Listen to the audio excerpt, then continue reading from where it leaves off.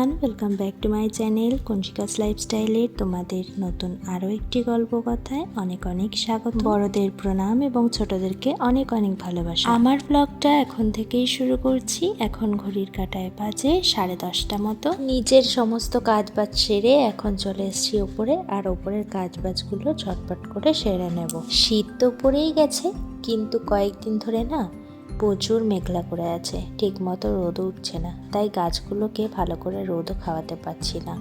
তাও অ্যাকোরিয়ামের পাশে যে গাছটা ছিল ওটা একটু জানলার ধারে এনে রেখে দিলাম, যাতে একটু গাছগুলো ভালোভাবে রোদ খায়। সকালবেলা কাজগুলো সেরে নেওয়ার পর আমার আরও একটা ডিউটি থাকে, সেটা হচ্ছে আমাদের মাছগুলোকে খাবার দেওয়া। জানো তো, ওরাও না আমার খাবার দাবার অপেক্ষায় বসে থাকে। তোমাদের দাদা ভাই ছাতু খেয়ে আর টিফিন নিয়ে সেই সকালবেলা অফিসে চলে গেছে। এখন আমি বাসি বিছানাগুলো ঝটপট করে গুছিয়ে নেব। তোমাদের সাথে অনেক দিন হলো কোনো ডেইলি ব্লগ ছাড়া হয় না। আসলে ফোনের গ্যালারিতে অনেক ভিডিও জমে গেছিল, তাই সেগুলোই তোমাদের সাথে আগে শেয়ার করে নিলাম। আর তোমাদেরকে আরও একটা কথা জানানোই হয়নি, তোমাদের সাথে শেয়ারও করা হয়নি। বেশ কয়েক মাস আগে আমাদের এই ঘরটাকে রং করা হয়েছে। কালার কম্বিনেশনটা কেমন হয়েছে অবশ্যই কমেন্টের মাধ্যমে জানাতে ভুলো না। উপরের ঘরগুলো সমস্তটাই রং করা হয়েছে, তোমাদেরকে একটু পরে দেখাচ্ছি। তবে তার আগে একটু টিভিতে গান ছেড়ে নিই, কারণ গান না ছাড়লে আমার সারাদিনের কাজটা যেন অসম্পূর্ণ লাগে। আর দেখবে গান ছেড়ে কাজ করতেও ভালো লাগে, কাজে মন বসে। তোমরা কারা কারা আমার মতো গান প্রেমী আর গান ছেড়ে কাজ করতে ভালোবাসো অবশ্যই কমেন্টের মাধ্যমে জানাতে ভুলো না। আমাদের ওপরে যেহেতু মার্বেলের ঘর, তাই মাঝরাতে না ভীষণ ঠান্ডা লাগে, তাই আমাদেরকে দুটো ব্ল্যাঙ্কেট ইউজ করতে হয়, নয় একটা ব্ল্যাঙ্কেটে না শীত মানায় না। যাই হোক, কিছুদিন আগেই বেড কভারটা চেঞ্জ করেছিলাম। এই সপ্তাহে কিছুদিন আগে আমি আমার বাপের বাড়ি গিয়েছিলাম ক্যানিং। তো তোমরা হয়তো অনেকেই শুনেছ সুন্দরবন মেলা। তো ক্যানিংয়ের সেই বিখ্যাত সুন্দরবন মেলা থেকে আমি এই কচ্ছপটা আর এই লাফটা কিনেছিলাম। এই লাফটা আমাকে আমার একটা দিদা গিফট করেছিল, আর এই কচ্ছপটা তোমাদের দাদাভাই কিনে দিয়েছিল। কেমন হয়েছে অবশ্যই কমেন্টে জানিও। আর যারা যারা ক্যানিংয়ে থাকো তবুও এখনও ক্যানিংয়ের সুন্দরবন মেলায় গিয়ে ঘুরে আসোনি, তাদেরকে বলবো ঝট করে যাও আর সুন্দরবন মেলা থেকে ঘুরে আসো। তোমরা ঘর সাজানোর জিনিস অনেক পেয়ে যাবে, যারা যারা ঘর সাজাতে ভালোবাসো আমার মতো। ঘরে মনে হয় যত জিনিস তত ধুলো, তাই একটু ড্রেসিং টেবিলটা পরিষ্কার করে নিচ্ছিলাম, কারণ যতই ওপরে থাকি না কেন ধুলো তো জমবেই। আর সুন্দরবন মেলা থেকে আরও কিছু জিনিস নিয়ে এসেছিলাম, তোমাদেরকে একটু পরেই দেখাচ্ছি সেগুলো। তবে তার আগে এই গানের বক্সগুলো একটু পরিষ্কার করে নিই, কারণ এই বক্সগুলোর মধ্যেও প্রচণ্ড ধুলো জমেছিল, তাই সেগুলোকে একটু ক্লিন করে নিচ্ছি। আর আজকে যেহেতু শুক্রবার, তাই আজকে আমাদের নিরামিষ। আর আজকে মা রান্না করেছিল ফুলকপি আলু পনির দিয়ে একটা তরকারি, আর তার সাথে করেছিল মেথির শাক ভাজা আর মুগ ডাল। তো আজকের মেনুতে এই হয়েছিল। আর এই যে দেখো, এই ফুলদানিগুলো আমি সুন্দরবন মেলা থেকে কিনেছিলাম। কেমন হয়েছিল অবশ্যই জানিও।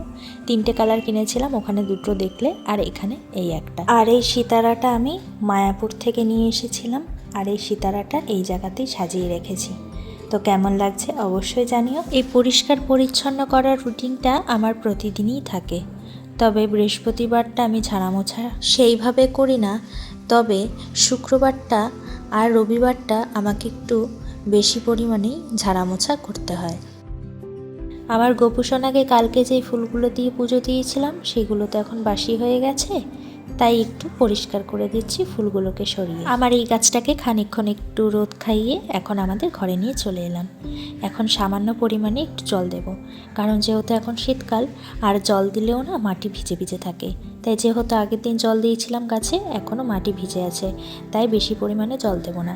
আর এদিকে কয়েকটা জামা কাপড় ছিল, সেগুলোকেই একটু ভাঁজ করে নিচ্ছি, কারণ এক গাদা জামা কাপড় হয়ে গেলে না অনেক জামা কাপড় জমে যায়। আর এখন যেহেতু একটু শীতকাল পড়েছে, দেখবে না একবার যদি বসে পড়ি কাজ করতে করতে, তারপরে যদি আবার কাজ করতে হয় কোনো কিছু, তখন একটু আলস্যি মনে হয়। আর শীতকালে আলস্যিটা একটু বেশিই লাগে, সেটা ঘুম থেকে ওঠার সময় বলো আর স্নান করতে যাওয়ার সময় বলো। আগের দিনই ওয়ার্ড্রপটাকে একটু ভালোভাবে গুছিয়েছি, তার কারণ অনেক জামা কাপড় জমে গেছে, তাই একটু অগোছালোও হয়ে গেছিলো।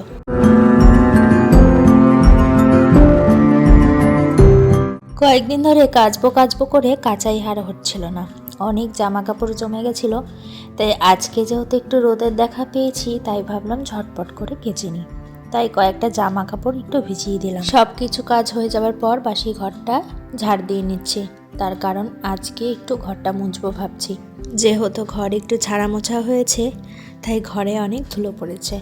যতই ঝাড় দিই না কেন দেখবে ঘরে কিন্তু ধুলো থেকেই যায়। কিন্তু বলতে নেই, আমি যতটুকু সময় পাই আমার ঘরটাকে পরিষ্কার করে রাখার চেষ্টা করি। আমার ঘরে সেইভাবে কোনো ধুলো পড়ে না।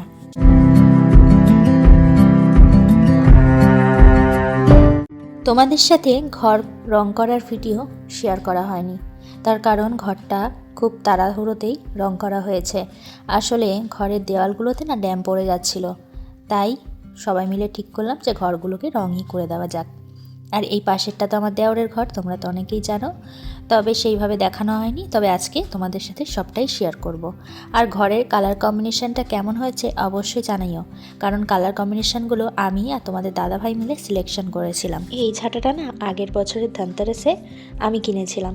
আসলে এই ঝাঁটাটা একটু অন্যরকম মনে হলো, তাই ভাবলাম সবসময় তো একই রকমের ঝাঁটা ইউজ করা হয়, তাই এবারে একটু কালারফুল ঝাঁটাই নেওয়া যাক।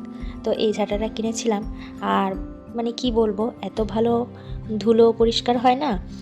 আজকে খুব তাড়াহুড়ো করে কাজবাজটা করছি, আসলে অনেকটাই বেলা হয়ে গেছে। আর দেখবে শীতকালের বেলা ছোট তো, তাই তাড়াতাড়ি সন্ধে হয়ে যায়, তাই আজকের কাজটা তাড়াহুড়ো করেই করছি। যাই হোক, সমস্ত কাজ তো কমপ্লিট, এখন একটু জল খেয়ে নিই। সকালবেলা তো সেইভাবে ভারী টিফিন করা হয় না, ওই সকালবেলা যখন নিচে যাই সমস্ত কাজবাজ সারা হয়ে যায় তখন একটু জল আর বিস্কুট খেয়ে নিই, তারপরে তো উপরেই চলে আসি।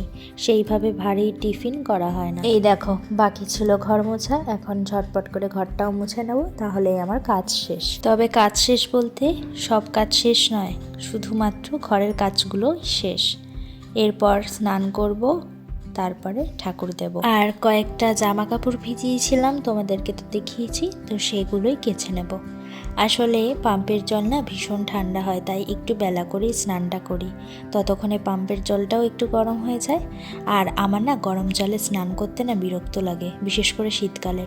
আর গরম জলে স্নান করলে না মনে হয় যেন গায়ে কোনো জলই দিইনি, তাই ঠান্ডা জলেই আমি স্নান করি, যতই ঠান্ডা পড়ুক না কেন। ও হ্যাঁ, আরও একটা কথা, এই জানলাতে আমাদের কোনো স্লাইডিং লাগানো ছিল না, কিন্তু যখন ঘর রং করা হয়েছে তার কয়েকদিন পরেই আমরা এই জানলায় স্লাইডিং বসিয়ে নিয়েছিলাম। তো এখন ধুলোবালিও অত উপরের ঘরে হয় না, আর মশাও হয় না, কারণ যখন একদম খোলামেলা ছিল তো তখন প্রচণ্ড ধুলোও হতো বক্সে, জানলার বক্সে, আমাকে ডেলি মুছতে হতো প্রায়। তো আর মশাও প্রচণ্ড পরিমাণে মশাও আসতো।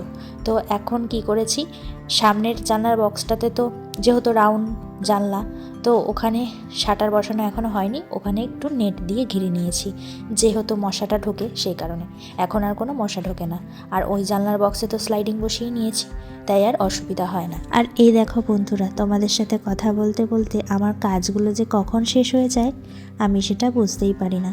যাই হোক, ঘর মোছা তো হয়ে গেছে, এখন ব্রাশটা করে নিই। এই শীতের নাইটিটা আমাকে কে দিয়েছিল জানো? এটা আমার পিসিমণি আমাকে দিয়েছিল, আমার বিয়ের যত বছর তত বছর এই নাইটিটা, কিন্তু এত বছর শীতে বার করা হয়নি। কিন্তু এই বছর এত পরিমাণে শীত পড়েছিল, তাই আর বার না করে উপায় ছিল না, তাই এই বছর এই নাইটিটাকে ভেঙে নিলাম। তো যাই হোক, আমার তো ব্রাশ করা হয়ে গেছে, এবারে চলো তোমাদেরকে একটু দেখাই আমাদের ঘরটাকে কিভাবে আমরা সাজিয়েছি।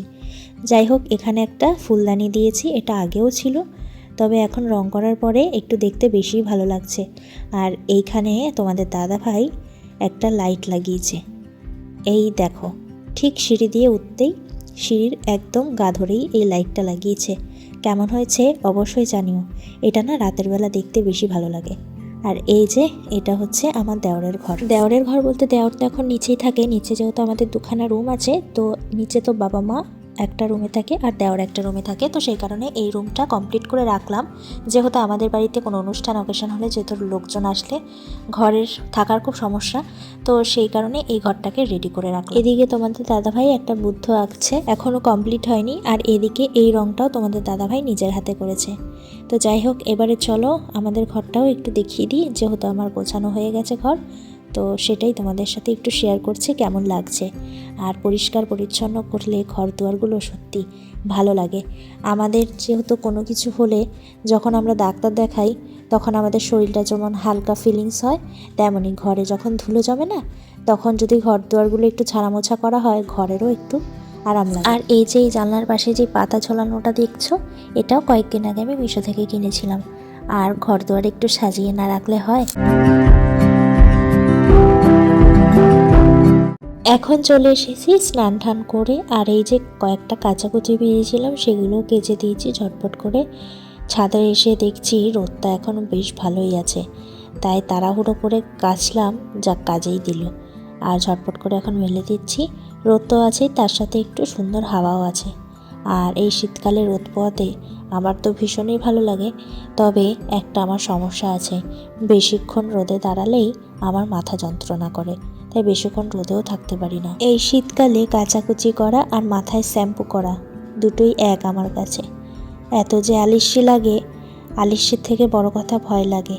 ঠান্ডা জল তো, তাই কাচাকুচি করব, কোথায় ঠান্ডা ফান্ডা লেগে যাবে, তাই কাচাকুচিটা একটু কমিয়েই করি।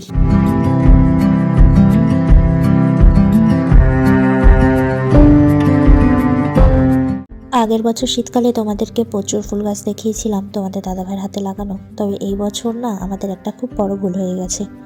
আমরা প্রতি বছরই বুঝে উঠতে পারি না এই সব গাছ, মানে শীতের গাছ, ঠিক কোন সময় লাগাতে হয়। প্রত্যেকবার দেরি করে লাগিয়ে ফেলি। এই বছরও একই জিনিসটাই করলাম। এই বছরও দেরি করে গাছ লাগানো হয়েছিল, তাই গাছগুলো বেশি বড় হতে পারলো না, কিন্তু ফুল দিয়েছে কত সুন্দর সুন্দর, তাই তোমাদের সাথে একটু শেয়ার করছি। আর এদিকে দেখো পুজো দেওয়া তো হয়ে গেছে, আর এখানে না একটা টোটকা করছিলাম। এটা ঠাকুর ঘরে রাখা খুব ভালো, তোমরা চাইলেও করতে পারো। ধার দেনায় যারা জর্জরিত আছো, এই টোটকাটা করে দেখো, উপকার পাবে। এই টোটকার সম্বন্ধে তোমাদেরকে পরে কোনো এক সময় বলে দেবো। আর এই টোটকা করতে কি কি লেগেছে সেটাও তোমাদের সাথে পরে কোনো একটা ব্লগে বলে দেবো। যাই হোক, পুজো দিয়ে আসার পর দেখলাম একটা পার্সেল এসছে মিশো থেকে। দেখে তো আমি প্রচুর অবাক হয়ে গেলাম, কারণ আমি তো কোনো পার্সেলই অর্ডার দিইনি। তারপরে এই চুড়িদারটা চটপট করে গায়ে পরে নিলাম। কেমন লাগছে অবশ্যই জানি। তারপর তোমাদের দাদাভাই ফোন করে বললো যে এই চুড়িদারটা তোমাদের দাদাভাই আমাকে সারপ্রাইজ দিয়েছে। যাই হোক, খেয়ে দিয়ে এখন ওপরে চলে এসেছি। আর সারাদিন এত খাটাখাটনির পর একটু বিশ্রাম না করলে শরীরটা ভালো লাগে না, তাই একটু এখন বিশ্রাম নেব। দুপুরে কে কে আমার মতো একটু ঘুমাতে ভালোবাসো অবশ্যই কমেন্টে জানিও। তাই বালিশগুলো ঠিক করে বিছানাটা করে এখন একটু ঘুমাবো। তবে আজকের মতো আমার এই ব্লগটা এখানেই সমাপ্ত করছি। আবারও দেখা হবে নতুন একটা কোনো ব্লগ নিয়ে তোমাদের সাথে। ততক্ষণ অবধি সবাই ভালো থেকো, সুস্থ থেকো, সর্বদা হাসি খুশি থেকো, আর এইভাবেই আমার পাশে থেকো। ভিডিওটা ভালো লাগলে লাইক কমেন্ট শেয়ার করতে ভুলো না। চলো, টাটা।